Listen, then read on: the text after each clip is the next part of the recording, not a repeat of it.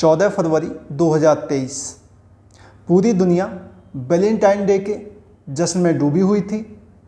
तभी दिल्ली से एक ऐसी खबर निकल के आती है जिसने पूरे देश को हिलाकर रख दिया।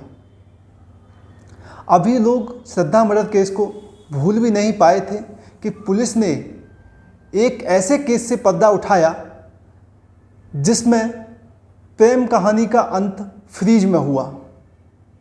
प्रेम कहानी थी निक्की यादव और साहिल की।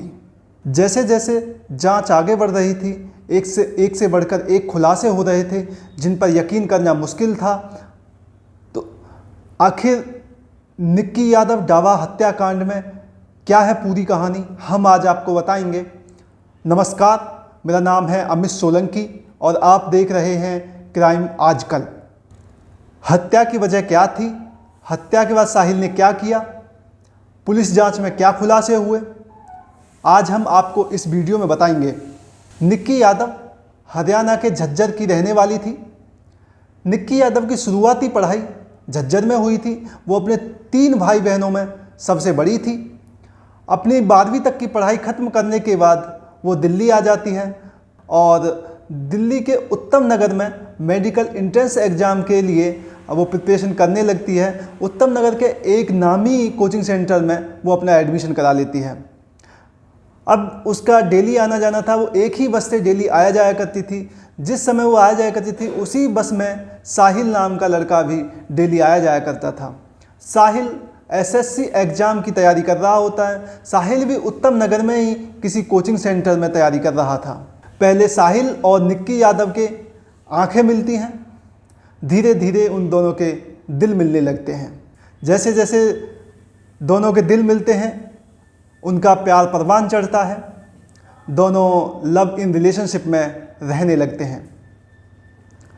परंतु दूसरी कहानी ये भी है कि निक्की के पिता कहते हैं कि वो लव इन रिलेशनशिप में नहीं रहती थी। वो अपनी छोटी बहन के साथ एक मकान लेकर किराए पर रहती थी। हम इस बात की कोई पुष्टि नहीं करते हैं कि वो लव इन रिलेशनशिप में रहती थी या नहीं रहती थी, वो अलग कहानी है। परंतु अब उसी टाइम कोविड 2020 में कोविड आ जाता है। निक्की और साहिल दोनों अपने अपने गांव चले जाते हैं, अपने अपने घर में रह रहे होते हैं। फिर कुछ टाइम बाद जैसे लॉकडाउन खुलता है तो वो वापस दिल्ली आ जाते हैं और साथ रहने लगते हैं। अब दोनों ने एग्ज़ाम दिया। एग्ज़ाम में दोनों का प्यार तो पास हुआ, परंतु एग्ज़ाम में दोनों फेल हो गए। ना ही तो साहिल एसएससी के एग्ज़ाम को क्रैक कर पाता है, ना ही निक्की यादव नीट एग्ज़ाम को क्रैक कर पाती है। तो दोनों ने फिर ग्रेटर नोएडा के गलघोटिया यूनिवर्सिटी में एडमिशन लेने का फ़ैसला किया। अब दोनों ने नोएडा में एडमिशन ले लिया। अब वो दोनों नोएडा में एडमिशन लेने के बाद एक ही कॉलेज में अपनी पढ़ाई जारी रखते हैं। पढ़ाई के साथ साथ दोनों अपने रिलेशनशिप को भी आगे बढ़ा रहे थे। इसी बीच दोनों के प्यार में जहर घुलना स्टार्ट हो जाता है और ये जहर इस तरह घुलता है कि निक्की यादव ने भी कभी इसकी कल्पना नहीं की होगी। 9 फरवरी 2023 को निक्की के पिता निक्की को फ़ोन करते हैं, परंतु निक्की की कॉल नहीं लगती है। उससे पहले निक्की हमेशा अपनी मां को दिन में एक बार कॉल किया करती थी, परंतु जब निक्की की कॉल 2 दिन से नहीं आती है तो निक्की के घर वाले परेशान हो जाते हैं। निक्की के पिता निक्की को फ़ोन करते हैं तो उसका फ़ोन स्विच ऑफ आता है। फिर निक्की के पिता उसकी छोटी बहन जो उसके साथ ही रहती थी उसको फ़ोन करते हैं और उससे पूछते हैं कि निक्की कहाँ है। तो वो बताती है कि निक्की गोवा घूमने के लिए गई है। अब इस चीज़ गोवा के प्लान को कंफर्म करने के लिए वो उसकी दोस्तों को फ़ोन करते हैं, लेकिन वहाँ से भी कोई संतुष्टि वाला जवाब नहीं आता है। फिर निक्की की बहन कहीं से साहिल का नंबर अपने पिताजी को देती है। अब निक्की के पिता साहिल को फ़ोन करते हैं और साहिल से पूछते हैं कि निक्की कहाँ है। तो साहिल बताता है कि निक्की देहरादून या मसूरी कहीं घूमने गई होगी।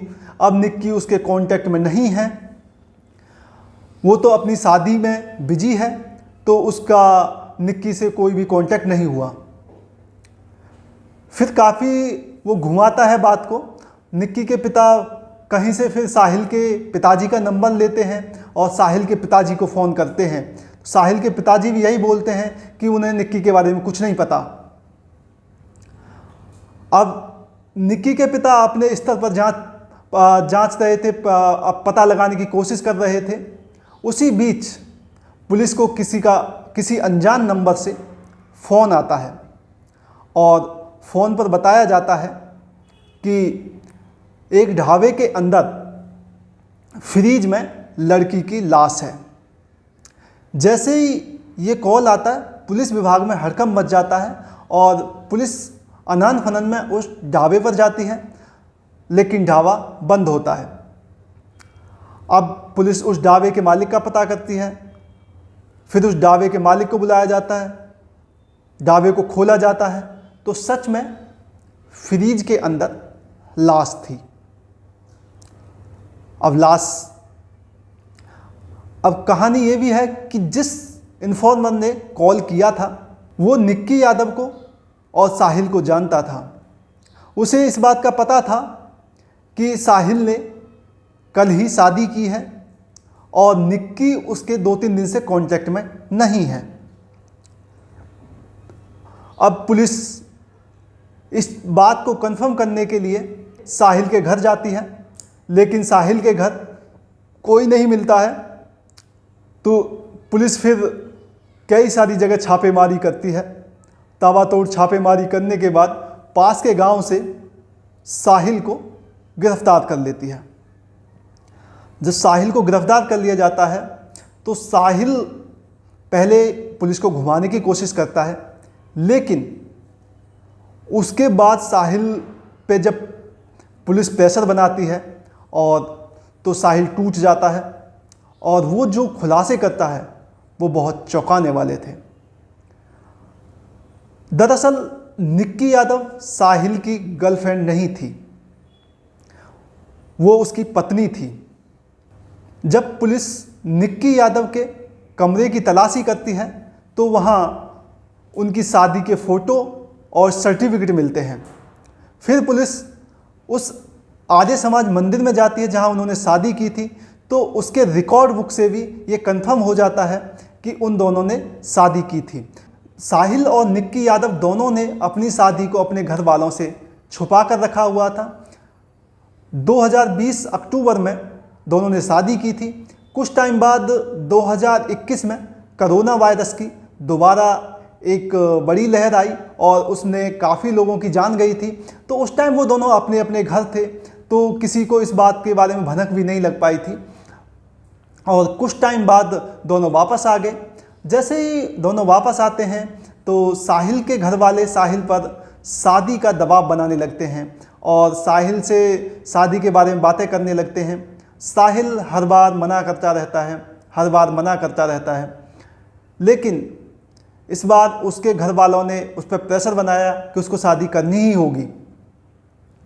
तो साहिल अपने घर वालों को बता देता है कि उसने निक्की यादव नाम की लड़की से 2020 में शादी कर ली है, उसकी शादी पहले से हो चुकी है। लेकिन इससे उसके घर वाले गुस्सा हो जाते हैं और उसके घर वाले बोलते हैं, इस निक्की यादव से पीछा छुड़ाओ और हमारी पसंद की लड़की से शादी कर लो। साहिल भी अपने घर वालों के सामने झुक जाता है और शादी के लिए तैयार हो जाता है। निक्की यादव और साहिल के बारे में एक थ्योरी ये भी है कि साहिल की शादी तय हो जाती है और 9 फरवरी 2023 को जब साहिल की सगाई हो रही होती है तो साहिल और निक्की का एक कॉमन फ्रेंड निक्की यादव को साहिल की सगाई का फ़ोटो भेज देता है। जैसे ही निक्की को उसका सगाई वाला फ़ोटो मिलता है, निक्की गुस्सा हो जाती है और साहिल को फ़ोन लगाती है। साहिल फ़ोन नहीं उठाता है। निक्की यादव साहिल को मैसेज भेजती है और मैसेज में लिखती है कि अगर उसने शादी को कैंसिल नहीं किया तो वो कल शादी वाले दिन मंडप में जाके सबको बता देगी कि उन दोनों की शादी हो चुकी है और वो सर्टिफिकेट भी दिखा देगी। साहिल घबरा जाता है। साहिल उसी दिन 9 फरवरी की रात को निक्की से मिलने निक्की के अपार्टमेंट पर जाता है। 2-3 घंटे दोनों वहीं रहते हैं और दोनों में बातचीत होती है। निक्की यादव उससे शादी को कैंसिल करने के लिए कहती है और दिल्ली से बाहर जाने के लिए बोलती है। साहिल मना करता है, लेकिन निक्की के जोर देने पर वो तैयार हो जाता है। दोनों गोवा जाने का प्लान बनाते हैं और अपने घर से दोनों निजामुद्दीन रेलवे स्टेशन की तरफ जाते हैं और वहाँ जाकर गोवा की टिकट लेते हैं। लेकिन साहिल की टिकट कंफर्म नहीं होती है, तो दोनों गोवा जाने का प्लान कैंसिल कर देते हैं। फिर प्लान बनाते हैं कि वो हिमाचल जाएंगे। अब हिमाचल का प्लान बनाते हैं। अब वहाँ से वो अपनी गाड़ी मोड़ देते हैं हिमाचल की तरफ, लेकिन बीच में दोनों का फिर से प्लान चेंज हो जाता है। अब वो बस से नहीं, अब उनका प्लान था कि वो गाड़ी से ही जाएंगे। अब कुछ देर बाद गाड़ी ड्राइव करने के बाद साहिल अपनी गाड़ी को निगम बोध शमशान घाट पर ले जाके रोक देता है और दोनों में काफ़ी बहस होती है। अब गाड़ी में जो चार्जर पड़ा हुआ था उसी से साहिल निक्की यादव का गला घोंट देता है। गला तब तक घोंटता है जब तक निक्की के सांस नहीं निकल जाती। जिस शमशान घाट में लोग अक्सर शव लेके आते हैं, उसी शमशान घाट में निक्की शव बन गई। अब वो निक्की यादव की डेड बॉडी को अपने ड्राइवर के बराबर वाली सीट पर बिठा देता है और उसको सीट बेल्ट पहना देता है और उसे लेकर चलता है ताकि लोगों को ये लगे कि सामने बैठने वाला सो रहा है। और वो अपनी गाड़ी को वहाँ से लेके आ जाता है और 3-4 घंटे तक दिल्ली में इधर उधर घुमाता रहता है, सोचता रहता है कि लाश को कहाँ ठिकाने लगाए। इधर साहिल के परिवार वाले उसे फ़ोन कर रहे होते हैं, लेकिन वो फ़ोन नहीं उठाता क्योंकि आज उसकी शादी होनी थी। अब घर वाले बार बार फ़ोन कर रहे हैं, उसके पिता बार बार उसे फ़ोन कर रहे हैं, दोस्त बार बार उसे फ़ोन कर रहे हैं, बट वो फ़ोन नहीं उठाता है। इसी बीच साहिल का फ़ोन ऑन होता है। साहिल के पिता का तुरंत फ़ोन आता है, तो साहिल के पिता पूछते हैं कि तुम कहाँ हो। साहिल बताता है कि उसने निक्की यादव का मर्डर कर दिया और वो निक्की की लाश को लेकर दिल्ली में घूम रहा है। तो साहिल के पिता उससे अपने ढाबे की तरफ आने के लिए बोलते हैं। साहिल ढाबे की तरफ गाड़ी को लेकर चला जाता है। अब साहिल के पिता और उसके 2 दोस्त और उसके 2 कजिन अलग अलग गाड़ियों से ढाबे की तरफ आते हैं और ढाबे पे आके निक्की की डेड बॉडी को फ्रीज के अंदर डाल के बंद कर देते हैं और उसको ढाबे को बंद करके घर चले जाते हैं और धूमधाम से शादी करते हैं। शादी करने के बाद रात को बारात लौट आती है। साहिल अपनी नई पत्नी को लेकर अपने घर आ जाता है और अपनी नई ज़िंदगी की शुरुआत करने लगता है। इधर सारी बारात रात को ही लौट आ जाती है। साहिल रात में ये देखने के लिए कि निक्की की बॉडी ढाबे में ही है या कोई निकाल के ले गया, तो रात को जब सब रिश्तेदार सो जाते हैं तो वो ढाबे पर जाता है और कंफर्म करके वापस आ जाता है। अब इंतज़ार इस बात का था कि जैसे ही मौका मिलेगा निक्की की लाश को एक पास में ही बह रहे नाले में बैग में बंद करके फेंक देंगे और फिर किसी को पता भी नहीं चलेगा।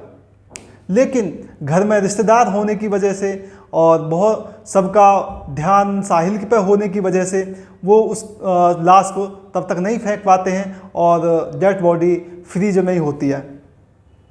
इसी बीच पुलिस को कहीं से भनक लग जाती है और पुलिस मामले का खुलासा कर देती है। ये था एक पुलिस ने जो खुलासा किया, मगर इसके बाद भी ये थ्योरी है कि साहिल के पिता इस प्लान में शामिल थे। साहिल के परिवार से 5 लोग शामिल थे। साहिल के पिता, साहिल के 2 कजिन भाई और 2 दोस्त इस प्लान में शामिल थे। ये प्री प्लान मर्डर था साहिल के पिता पहले भी एक मर्डर केस में जेल जा चुके हैं।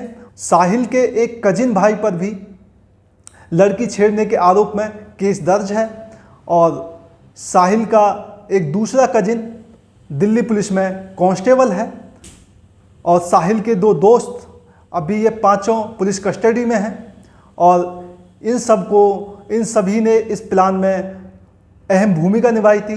ये सारे लोग डेड बॉडी को छिपाने में और साक्ष्य मिटाने में इन्वॉल्व थे। हमारी कहानी आपको कैसी लगी हमें कमेंट बॉक्स में ज़रूर बताएं। हमारा किसी की भावनाओं को ठेस पहुंचाने का कोई इरादा नहीं है, लेकिन हम सिर्फ ये कहना चाहते हैं कि जिस भी रिश्ते में आप जाएं उस पर आंख मूंद के विश्वास नहीं करें। अपनी आंखें कान खुले रखें। रिश्ता कोई भी हो, क्रिमिनल कोई भी हो सकता है। हमारे पास वाला भी क्रिमिनल हो सकता है, हमारे साथ वाला भी क्रिमिनल हो सकता है। तो जागरूक रहें और हर किसी पर आंख मूंद के किसी पर भी विश्वास ना करें।